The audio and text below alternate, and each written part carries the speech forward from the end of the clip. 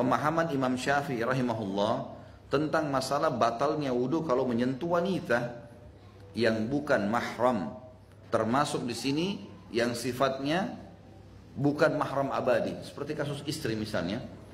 Istri itu akan menjadi mahram selama status istri. Kalau sudah cerai, lewat masa iddah bukan mahram lagi.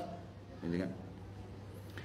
Maka Imam Syafi'i rahimahullah menganggap tersentuh dengan perempuan yang bukan mahram, masuk dalamnya sini adalah istri, mahram yang abadi seperti ibu, ya, tante, anak kandung, ini semua adalah mahram abadi, ya memang sudah jelas-jelas tidak batal.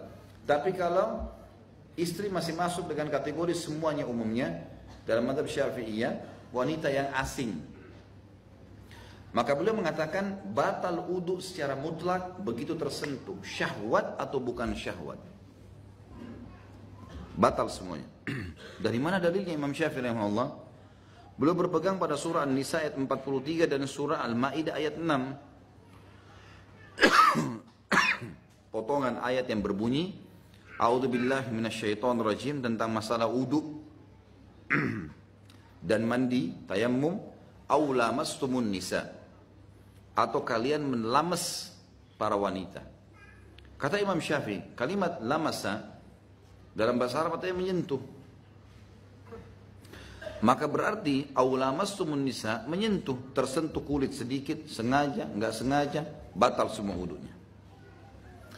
Beliau memahami di sini adalah menyentuh dari kata lamas bukan yang lainnya.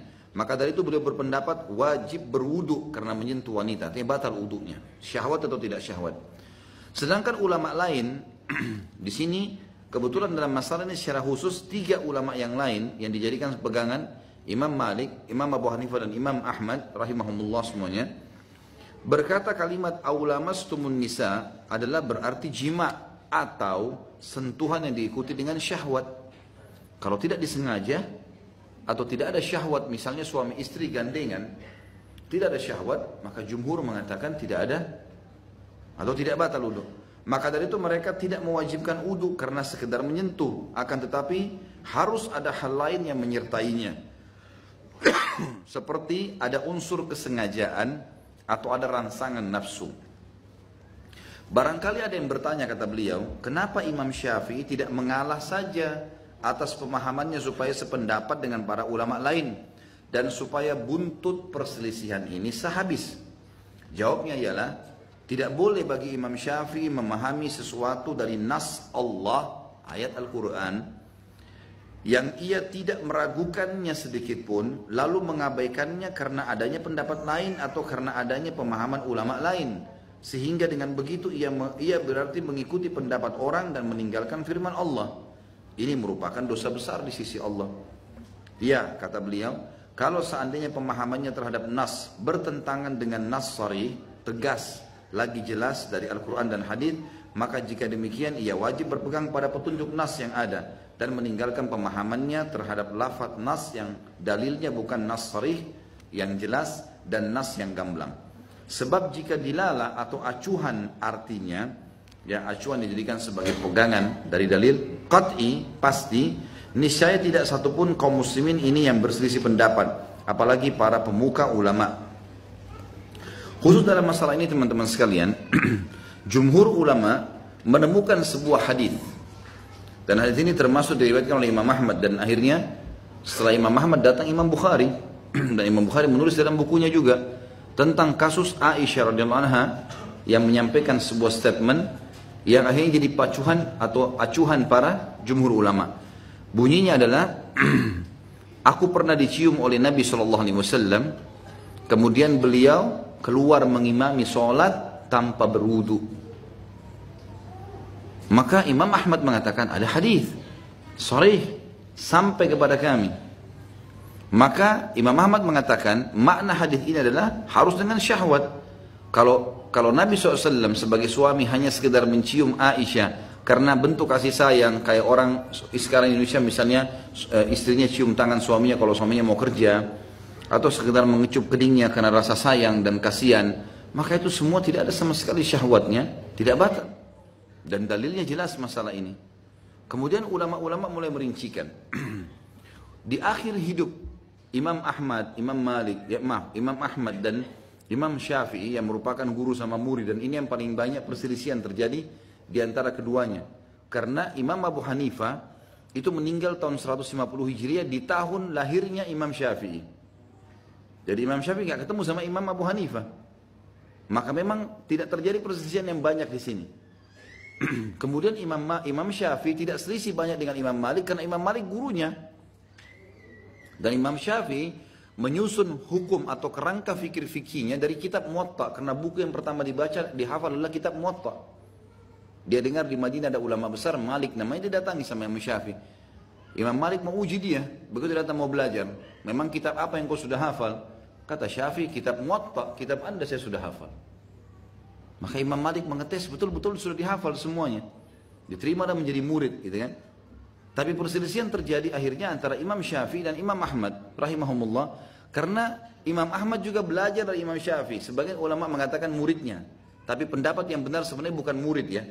Cuma Imam Ahmad pernah mengajak Yahya bin Ma'in, salah satu sahabatnya juga, hadir di halakannya Imam Syafi'i, dan apa dia katakan?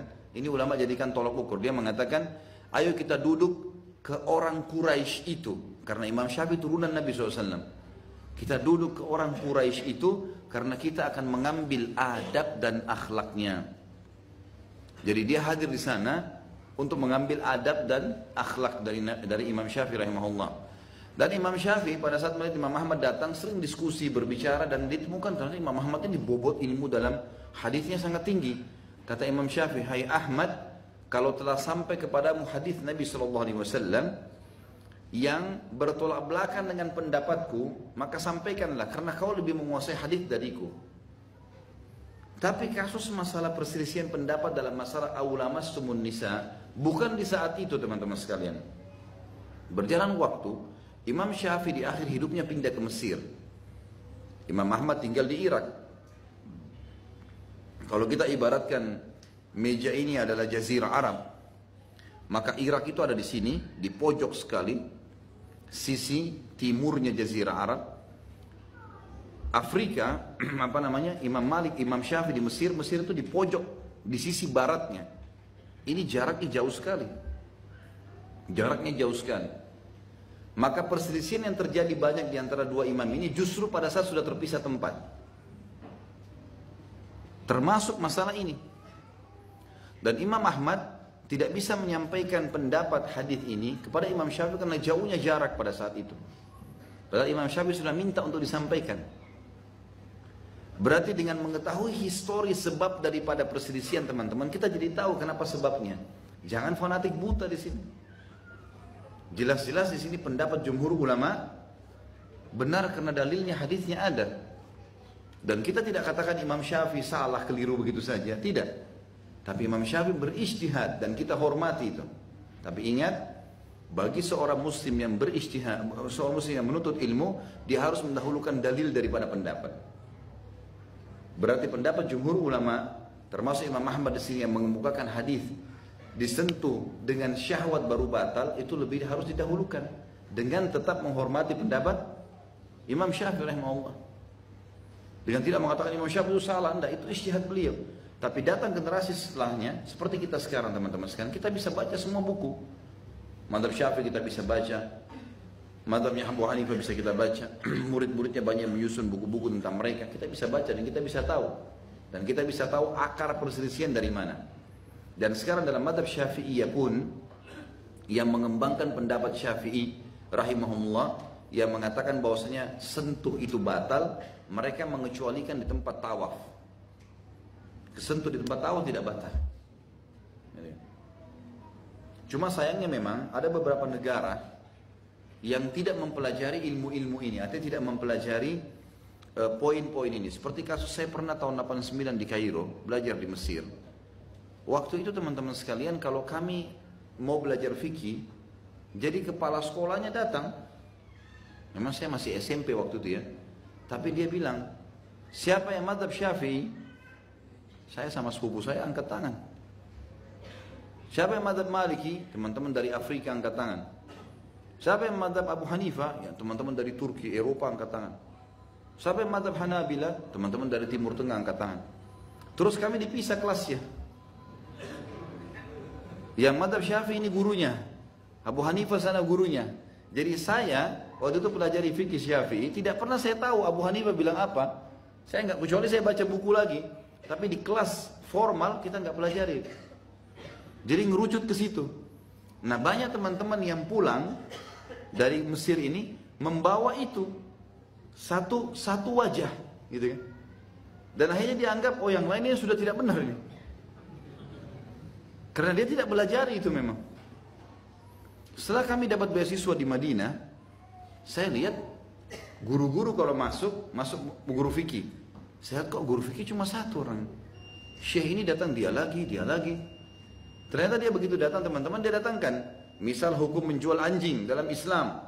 Imam Syafi'i bilang gini, tidak boleh karena ini dalilnya. Imam Ahmad bilang begini, ini dalilnya. Abu Hanifah. Jadi satu orang ini merangkum 4 madhab. Ini 4 madhab, gitu kan? Dan tidak pernah kami temukan pendapat mengatakan karena harus pilih pendapat yang ini ya. Kan banyak orang bilang Timur Tengah fanatik dengan madhab Hanabilah, Imam Ahmad. Padahal sebenarnya tidak seperti itu. Karena kami alami sendiri.